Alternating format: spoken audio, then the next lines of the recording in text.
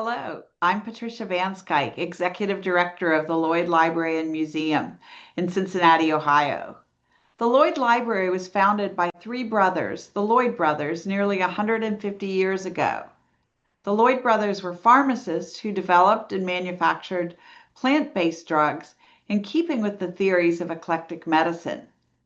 This school of medicine was a response to the excesses of the prevailing 19th century medical practices.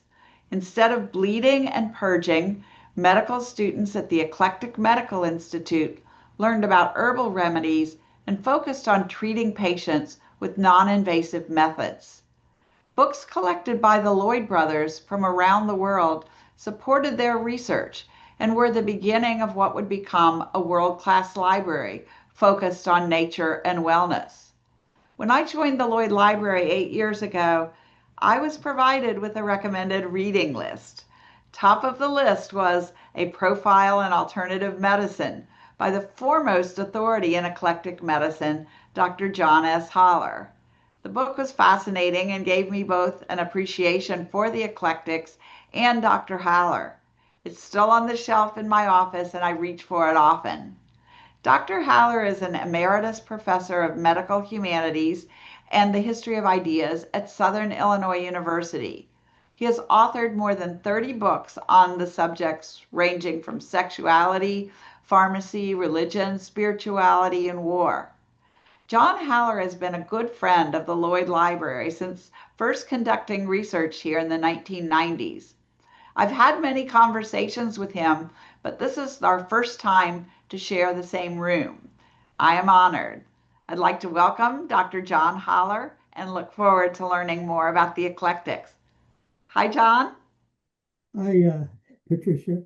Thank you. And thank you, everyone, for joining me this evening. And thanks to the Lloyd for making it possible. In 1990, 35 years ago, the Lloyd became my home away from home. And for the next 22 years, I wrote a dozen or so books drawing from its collections. The Lloyd was then, and it is now, one of the great libraries for 18th and 19th century botanically based healing systems. But before I take you into the world of the eclectics, permit me to make two observations that I think will help you to understand why sectarian medicine, including the eclectics, plays such an important role in the history of American healing practices. My first observation is that unorthodox, sectarian, or complementary medicine, whichever term suits you, has always been a part of the American landscape. From the 18th century to the present day, this country has been home to a multitude of healing systems. It is estimated, in fact, that there are upwards of 200 or more healing systems currently operating in the United States. While some are freestanding, most are practiced along with evidence-based medicine. In the 18th and 19th centuries, the number of sectarian healing systems was considerably smaller.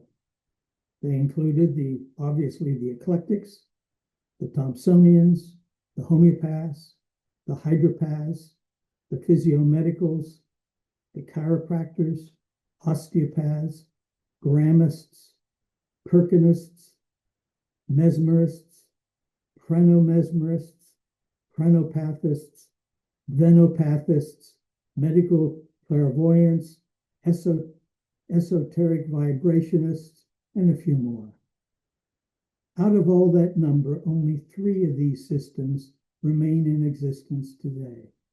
Chiropractic, founded by Daniel David Palmer, osteopathy, founded by Andrew Taylor Still, and homeopathy, founded by Samuel Hahnemann. Osteopathy is no longer sectarian in that it merged with regular medicine in the 1960s after relinquishing its original theories. However, chiropractic and homeopathic remain separate and freestanding today. All of these 18th and 19th century sectarian schools espoused a particular theory that governed their approach to healing. The same applied to regular or orthodox medicine, which at the time was called allopathy. It too was based on dogmas from which its practice of bleeding, puking, sweating, and purging derived. Abraham Flexner, I think, said it best in his classic study of medical education when he remarked, and I quote, "Prior to placing medicine on a scientific basis, sectarianism was inevitable. Everyone started with some sort of preconceived notion, and from a logical point of view, orthodox medicine was no better than its sectarian competitors." My second observation notes the fact that the number of the nation's sectarian schools and doctors is larger than is generally known. From 1765 to 1910, over 400 medical colleges organized in this country. Of that number, 161 were sectarian colleges, and they had 553 journals and formed 432 societies. That's pretty large. As for the Eclectics, between 1826 and 1915, they formed 55 medical schools. And by 1900, nearly 11,000 eclectics were practicing in the United States. We know, however, that following the publication of Flexner's examination of all medical schools in the United States, sectarian medicine seemed to fall off the map. The sectarians were no longer referenced in books or in public discussion. By the 1930s and 40s, all the sectarians, including the eclectics, became largely unknown to the public. Why? Because orthodox medical doctors, who were the authors of medical history at the time, had airbrushed them out of their books. And in those instances where they did refer to them, they did so without identifying them by name. Instead, they used such pejorative adjectives as cheat, medical imposter, absurd theorizer, and quack. That vacuum of information remained until roughly 75 years ago, when sociologists and historians like myself entered the scene. Not only did we discover these forgotten groups, but we soon learned how large and important some of them actually were. This information, however, was not easy to obtain. As an example, as late as 1970, non-medical doctors were not allowed access into AMA's archives in Chicago, and I can attest to that on a first-hand basis. Now, I first came across the Eclectics when I purchased a copy of the Eclectic Medical Journal in 1983 from my favorite bookstore in Long Beach, California, known as Acres of Books. It's not there anymore. But that book remained unread in my library for 7 years before looking at it and realizing that the term eclectic in the journal's title also stood for an actual sectarian school of medicine. I knew nothing more about the eclectics until I happened to attend a conference at Miami of Ohio in 1990, where I made a casual mention of the journal. Only then did I learn that the Lloyd Library was home to the largest collection of eclectic medicine in the United States. I can't begin to tell you how unique these holdings are. With the exception of Hahnemann of Philadelphia, I know of no other sectarian medical school whose holdings even exist. Otherwise, we would have seen a number of their histories already published. The fact is, there are none. Now let us look to see just who the eclectics are. Eclectic medicine had its beginnings in New York in the 1820s.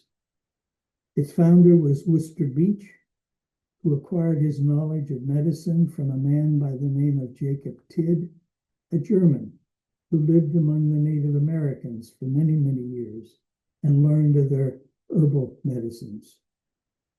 Beach organized the Reform Medical Academy in New York City in 1829, and he urged his students to replace their speculative theories with observations and experiment. His therapeutics consisted of prescribing medicines that were largely botanical in nature, emphasized small doses, and opposed bleeding, purging, and the use of harsh mineral regimens.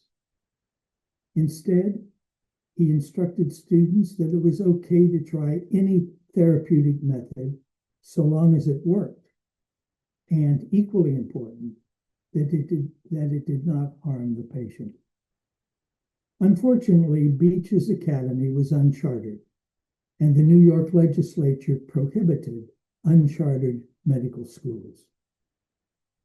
As a consequence, Wooster Beach was forced to send circulars out to the western states looking for a new home. Worthington College, which was founded in 1824 just outside of Columbus, Ohio, later becoming Kenyon College, responded to the circular and invited Beach and his faculty to become part of the college.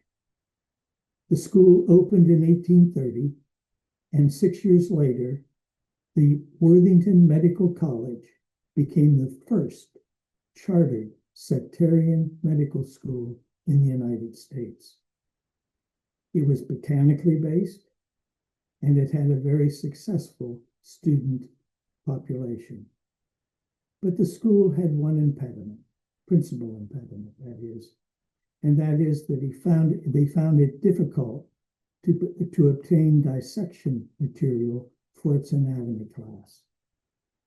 Being a small town, Worthington could not provide a sufficient number of unclaimed dead bodies to contribute to the school. In 1839, a Mrs. Cram, a Worthington citizen who lived alone, died, and there was no relative to claim her body. The town fathers had her buried in Potter's Field, where she was quickly resurrected by the students and faculty and taken to the medical college, where she became dissection material for the school's anatomy class. A week later, Mrs. Cram's family arrived in town to claim the body. Unfortunately, they found an empty hole in Potter's Field where the corpse had been buried. Alarmed by what they saw, they reported the incident to the town officials, who, of course, were keenly aware of what had happened to the body. However, the citizens of the town were of a different mind, and they, along with the Cram family members, marched on the medical college, gave them 15 minutes to evacuate, and burned it to the ground. This was one of several so-called resurrection riots that spilled out into the streets of American cities due to the use of claimed and unclaimed bodies for anatomy classes. Worthington Medical College subsequently lost its charter, and the faculty were forced to move to Cincinnati. And there, in 1842, they opened the Reformed Medical College, and 3 years later, it was chartered as the Eclectic Medical Institute, EMI. EMI became the first and the most renowned of the 55 eclectic medical schools established in the United States. It was known as the Mecca of medical eclecticism. Why? Because its faculty wrote most of the textbooks on eclectic medicine. EMI was also known as a proprietary school, one of about 90 that were in existence at the time.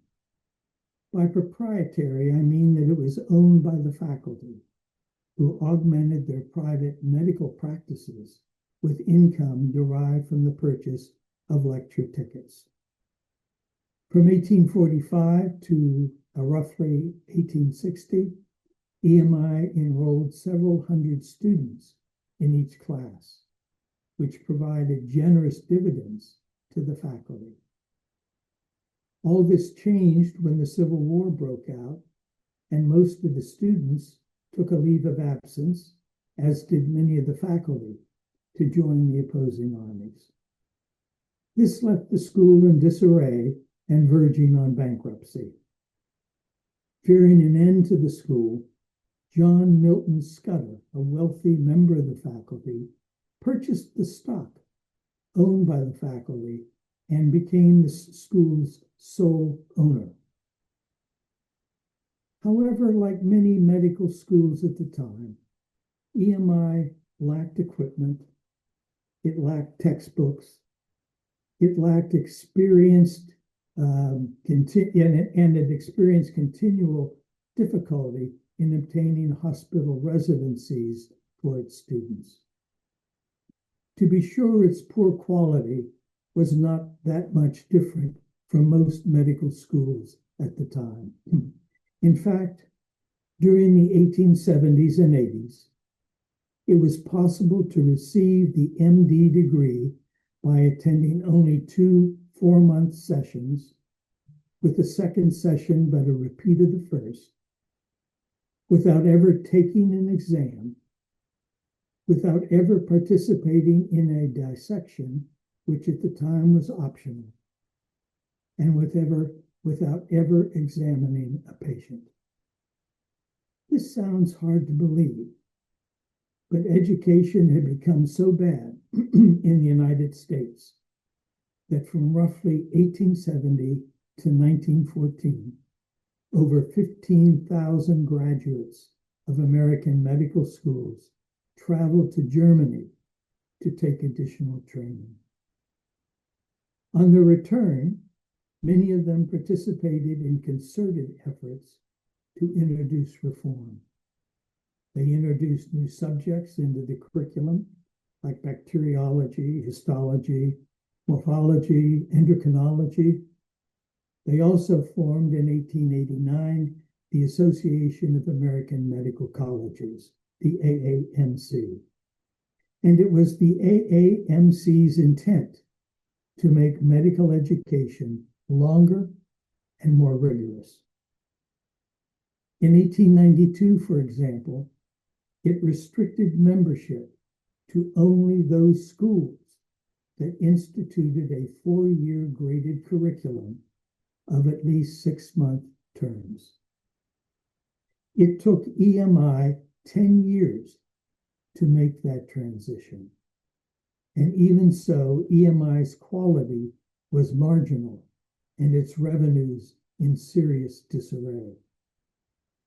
For example, in 1912, EMI's tuition receipts were so low that they could only support one full-time instructor who received $675 to teach 3 courses, and the remainder of the teaching faculty received amounts ranging from $25 to $200.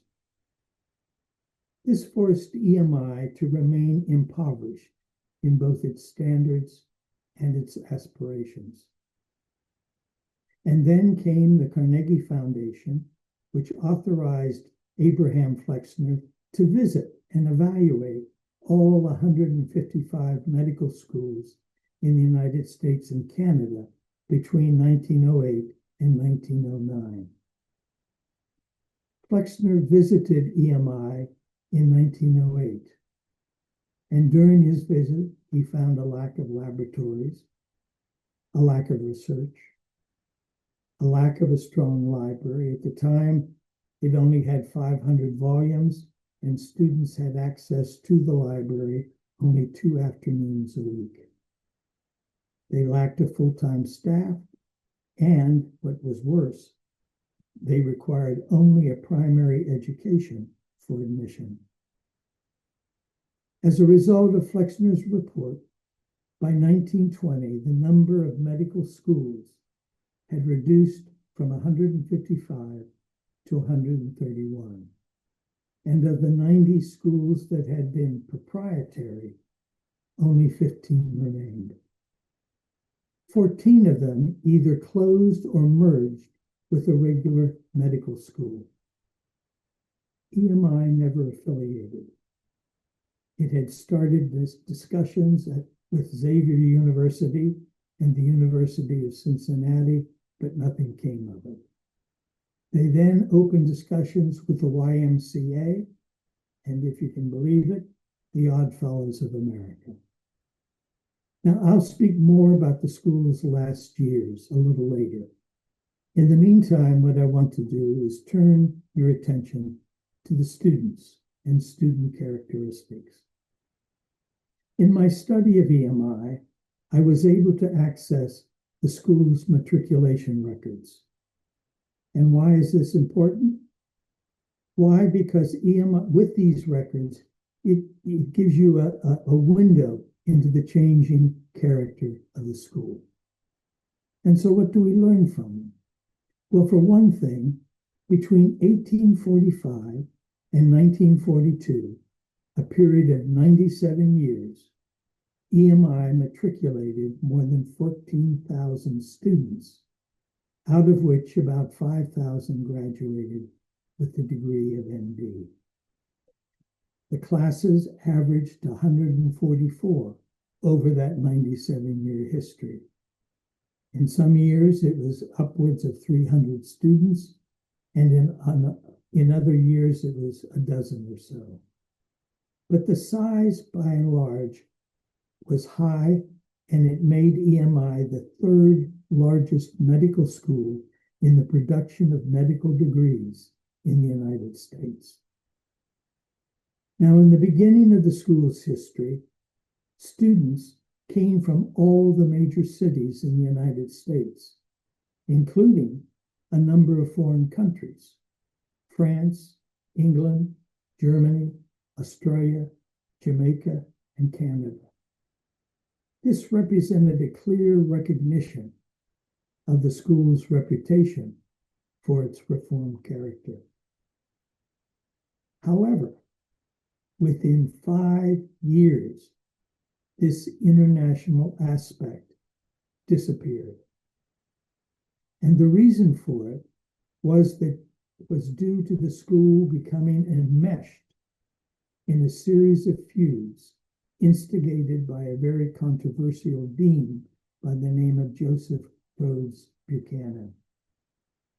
He distracted the school's attention from reform medicine by leading the faculty and students on a journey into clairvoyance, spiritualism, and seances. Before Buchanan was forced out and the school returned to teaching eclectic medicine, the students were now coming from a very different population base. Now they came almost exclusively from the nearby states of Indiana, Illinois, West Virginia, and Kentucky. Furthermore, they came not from the cities, but from small towns and villages and farming communities. This, too, was a clear indication of its fall from grace. Nevertheless, EMI graduated some of the first women physicians in the United States. Most of them came from Western New York, and typically were older than the male students and registered in groups of 2 and 3. And you ask why? The answer is simply for self-protection. The male students did not want them. They forced them to sit in the back of the lecture hall. They played continual pranks on them. They were forced to enter through the back entrance of the medical school, and they were required to have their own anatomy class. It's interesting to note, however, that EMI was one of the first schools to which Elizabeth Blackwell had applied. For those of you who are unaware, Elizabeth Blackwell was the first woman to graduate from an American medical school. And although she was accepted at EMI, her reason for not attending was due to the school's lack of hospital privileges for its students. She went, therefore, to Geneva College in New York, where she got her degree in 1849. There is also evidence that EMI graduated the first Black physicians in the United States. I discovered this information in the files, in a letter in the files from Booker T. Washington, dated May 2nd, 1900, thanking John Uri Lloyd for the school's willingness to accept Black applicants. I confirmed this information by finding 5 students identified in the registrar's record book with the word colored, which the registrar wrote in the margin by their names. The first was William R. Reynolds of Illinois, who graduated in 1869, and I believe he supported himself by working as a janitor at the school. The remaining 4 graduated in the 1890s, and I think the last one as late as 1907. I know of no other medical school in the United States that consciously admitted Black students. It's important to remember that during the years of Reconstruction, the federal government created 14 Black medical schools to accommodate the needs of the nation's freedmen. They were created in recognition of what at the time was intended to be a separate medical support system for the 2 races. Now, beginning in the 1890s, 3 distinct types of students emerged in EMI's student population. The first group, of approximately 15 to 20% of every class, were the sons and daughters of eclectic physicians. These were the legacy admits to the school. Like their parents, these students intended to practice eclectic medicine when they graduated. This small percentage was an early indication of eclecticism's precarious position. The second group, of approximately 25 to 30% of each class, were transfers to EMI from both regular and other sectarian schools. A significant number of them came from schools that had closed or were in the process of closing due to the increased demands placed on them by the AAMC and by the American Medical Association. Others enrolled because of marginal or failing grades and were looking for a more accommodating school in which to complete their degree requirements.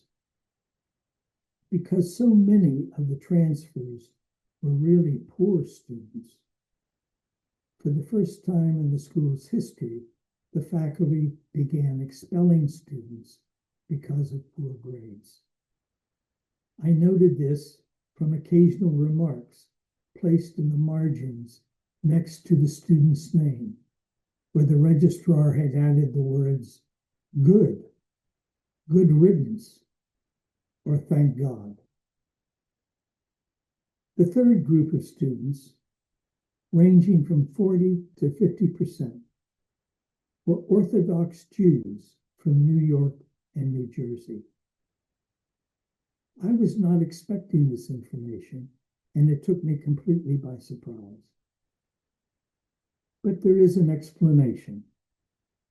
To understand the reason for this is to realize that until the mid-20th century, most colleges and universities remained the private reserve of white, Anglo-Saxon Protestant males. Beginning in the early 20th century, however, academic administrators in the Northeast were voicing alarm at the changing ethnic composition of their student applicants. Increasing numbers were Jews from Southern and Eastern Europe. The majority of them were sons of immigrant clothiers, furriers, produce dealers, merchants, tailors, and dye workers living in New York and New Jersey. Hoping to bring some level of control over this phenomenon, university presidents like Columbia's Nicholas Murray Butler approved a new set of admission requirements. Place of birth, religious affiliation, father's name and occupation, mother's maiden name and place of birth, any name changes of family members, a photograph, and a personal interview. Using this additional information, school officers began denying admission to students for other than academic reasons. By the 1930s, the percentage of Jewish matriculants at medical schools in the Northeast had declined precipitously.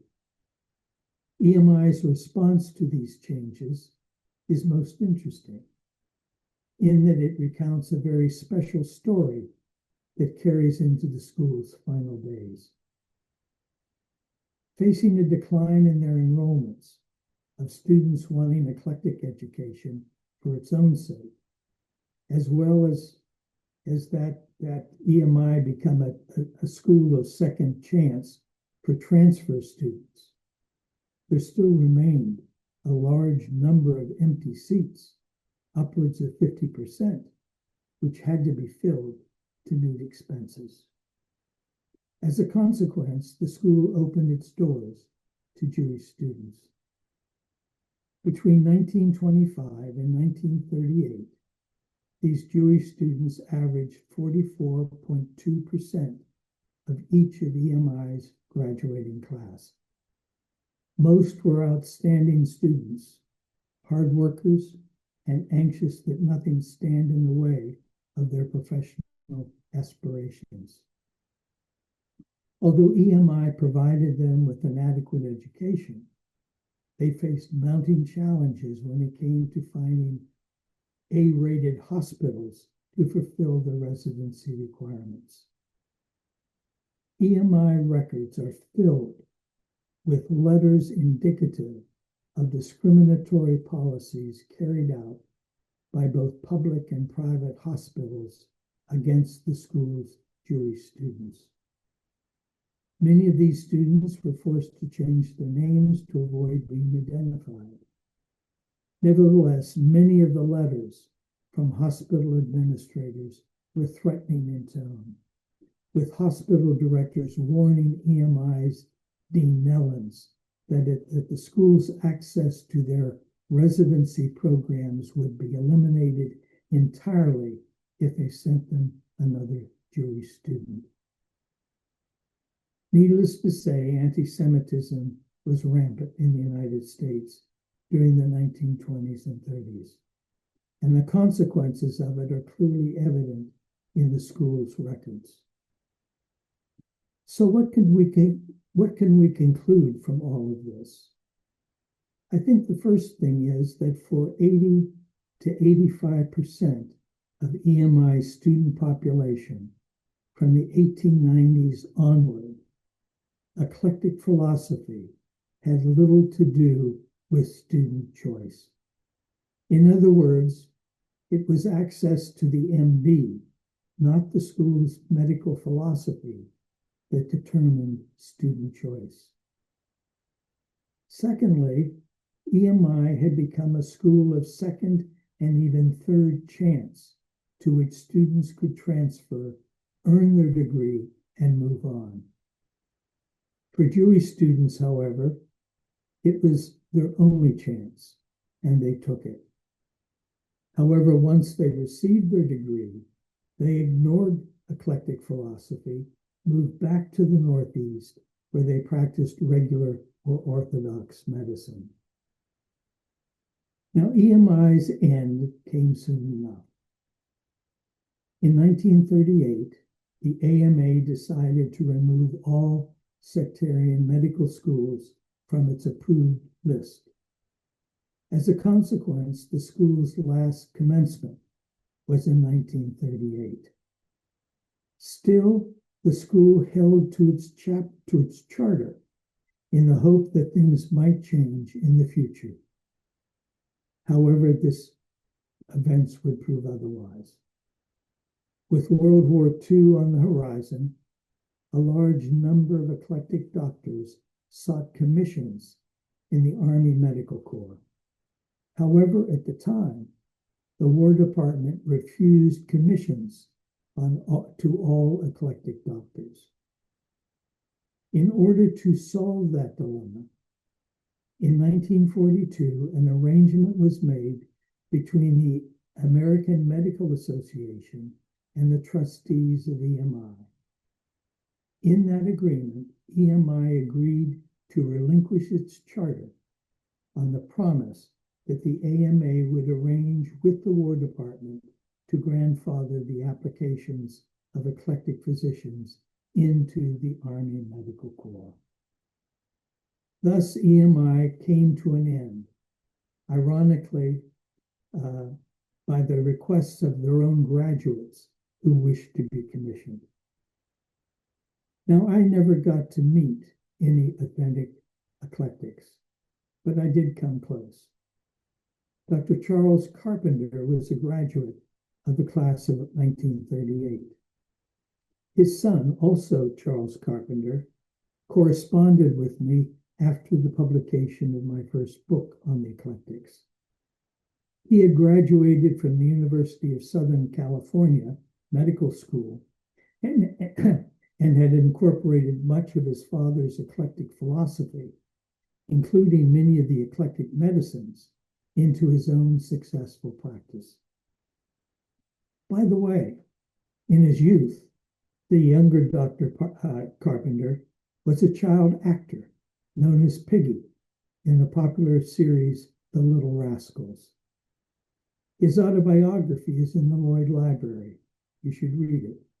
It's an interesting read and includes photographs of his childhood years as an actor, including photographs with cowboys Tom Mix and Roy Rogers. The other person who I met was Dr. Sam Rockway, who was living not far from the Lloyd in an assisted living facility. He was not an eclectic, but had been loaned out by the University of Cincinnati to help teach out EMI's last class. I had several delightful lunches with him during my visits to the Lloyd, where we talked about EMI students and faculty. He provided me with many, many interesting aspects of the student population. As soon as my Medical Eclectics, Medical Protestants book was published, I sent him a copy. But to my dismay, it was returned with a note that the addressee had died. Well, thank you for taking the time to learn about the eclectics. And if you have questions, perhaps I can answer them with what time is left. Thank you. Thank you, John. Sorry, got a couple of microphones going here. Thank you, John. That was wonderful. It's really fascinating how you can use things like those matriculation records to really piece the story together. So I think most people would agree that today's medical situation, medical care in the United States is, I think I'm just still getting some reverberation here. That the medical schools, not necessarily the medical schools, but the whole hospital medical industry has some problems. And are there lessons that you can take from what you learned with what happened with EMI that you think are applicable today? Well, one of the interesting things, and I suspect your audience will understand that, is the concept of eclectic meaning that you can choose, you have any number of options to choose from in terms of therapeutics, provided that you do not harm the patient. That's what regular medicine is today. But at that time, the eclectics were thought to just have one focus, but anyways, no, I'm not so sure there's much to learn from the eclectics, except that it was a difficult time in the 19th century and early 20th century. Medical education was horrible. My point being that upwards of 15,000 American graduates of American medical schools were going abroad to improve on what they learned, because what they did learn wasn't enough. And when you think of the fact that they could take, at the time it was taking 2 4-month sessions, with the second session being the same as the first, you've got to just shake your head with with the quality of education that they were getting. So it looks like most of the other comments, I'll give a second or two to see if any more come through, but most are just accolades and thanking you so much for, oh, here's a new one that came in, but thanking you so much for your presentation, for the context. Let's see. Melissa King says that it seems relevant in terms of those who are questioning vaccine safety and efficacy. So the question is about the slippery slope between alternative medicine and unproven theories. Can you speak to that and what you may have seen with regard to the EMI? Oh boy. Well, remember, I am not a medical doctor, so I am a historian, and the alternative medicine has had its ups and downs. Some of them have, as I've indicated earlier, like osteopathy has moved into regular medicine, but for the most part, they stayed separate and they died that way. Chiropractic continued into the 20th century, but it changed its theories nonetheless. It modernized its theories.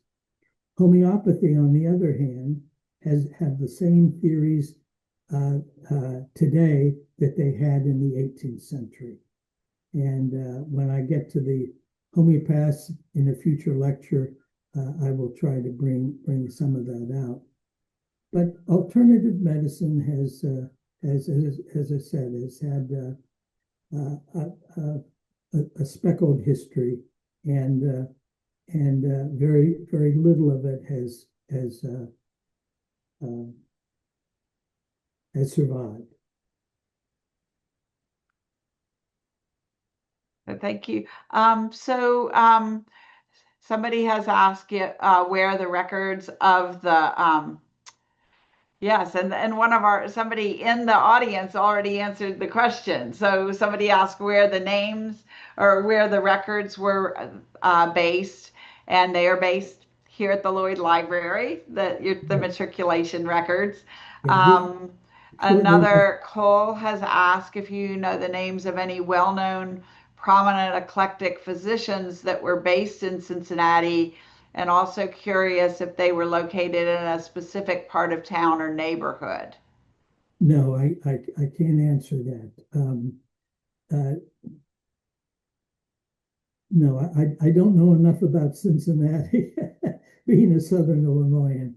I can't answer that question. I'm sure that there were a number of eclectics positions throughout the city, but and I can tell you that many of them had very successful practices. Uh, they were some of them were very good in surgery, in surgical in the surgical area, but I just don't have that information in my knowledge. I can answer for one of them, and that was R.H. Tate, who was the first professionally trained Black doctor to come out of Cincinnati. And he was a student at the Eclectic Medical Institute, and he had an office that was in the West End, not far from the Lloyd Library, and of course, not far from the EMI, because the EMI was on the same corner that the Lloyd Library, not same location, but catty cornered to us. Um, so let's see, we're getting a lot of questions now coming in. So somebody has asked, so the Flexner report was necessary and legitimate and not a way to get rid of all sectarian medicine, including homeopathy. No, Flexner was interested in all medical schools, regular and irregular, and it's because uh, medical education at the time was not very good, and he was urged to make an analysis, to visit all of these schools, and as a result of his recommendations, many of the schools simply closed down. They knew they couldn't compete, and they were aware of it. They understood it, and that applied to homeopaths and the physiomedicals. They were in terrible shape. I'll talk about them in a future lecture. And yes, Flexner was very needed at that time. And he did it not just in the United States, but he did the medical schools in Canada as well. And so we do have a couple of people in the audience, and I can verify this as well, that Scudder was in Cincinnati and Dr. John King. So Yes, both of them were faculty members. yes, yes. Um, so many great great presentation. Everybody really enjoyed the context as well as I did. Um, so I would like to thank you, Dr. Haller, for joining us tonight. I'd also like to thank the members of the audience for joining us. I would like to point out that programs like these are supported by members of the Lloyd Library. I see some members in the audience, and I want to thank you. If you're not a member, we invite you to join, and you can visit our website to get more information. So Dr. Haller will be presenting 2 more lectures. Again, you can find the information for that on our website, and we'll also be recording them and putting them, as well as this lecture, on our YouTube channel. So thank you very much, and we hope to see you next time. Thank you. Thank you.